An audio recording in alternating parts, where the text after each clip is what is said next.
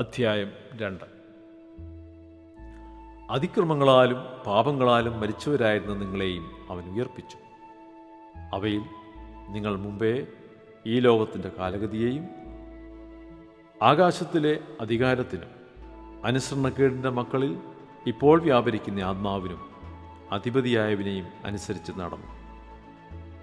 അവരുടെ ഇടയിൽ നാം എല്ലാവരും മുമ്പേ നമ്മുടെ ജഡമോഹങ്ങളിൽ നടന്നു, ജഡത്തിനും മനോവികാരങ്ങൾക്കും ഇഷ്ടമായത് ചെയ്തും കൊണ്ട് മറ്റുള്ളവരെ പോലെ പ്രകൃതിയാൽ കോപത്തിൻ്റെ മക്കൾ ആയിരുന്നു.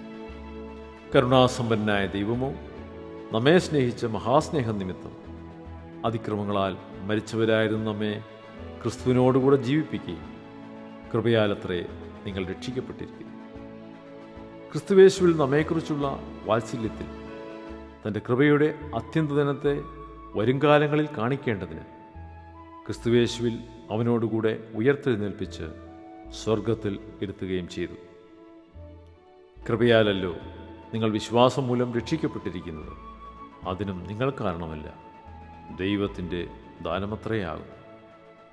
ആരും പ്രശംസിക്കാതിരിപ്പാൻ പ്രവൃത്തികളും കാരണമല്ല. നാം അവൻ്റെ കൈപ്പണിയായി സൽപ്രവൃത്തികൾക്കായിട്ട് ക്രിസ്തുവേശുവിൽ സൃഷ്ടിക്കപ്പെട്ടവരാകും. നാം ചെയ്തു പോരേണ്ടതിന് ദൈവം അവ മുന്നൊരുക്കിയിരിക്കുന്നു.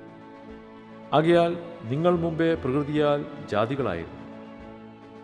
ജഡത്തിൽ കയ്യാലുള്ള പരിച്ഛേദനയേറ്റ് പരിച്ഛേദനക്കാർ എന്ന് പേരുള്ളവരാർ അഗ്രചർമ്മക്കാർ എന്ന് വിളിക്കപ്പെട്ടിരുന്നു.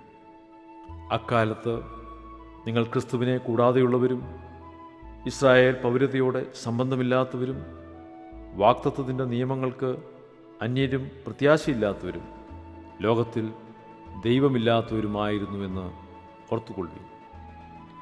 മുമ്പേ ദൂരസ്ഥരായിരുന്ന നിങ്ങളിപ്പോൾ ക്രിസ്തുവേശുവിൽ ക്രിസ്തുവിൻ്റെ രക്തത്താൽ സമീപസ്ഥരായി തീർന്നു. അവൻ നമ്മുടെ സമാധാനം.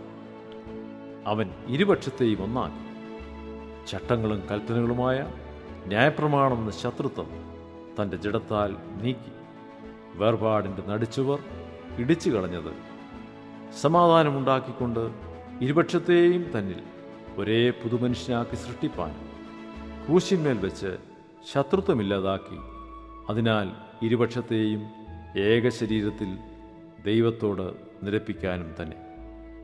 അവൻ വന്ന് ദൂരത്തായിരുന്ന നിങ്ങൾക്ക് സമാധാനവും സമീപത്തുള്ളവർക്ക് സമാധാനവും സുവിശേഷിച്ചു. അവൻ മുഖാന്തരം നമുക്ക് ഇരുപക്ഷക്കാർക്കും ഏകാത്മാവിനാൽ പിതാവിങ്കിലേക്ക് പ്രവേശനം ഉണ്ട്.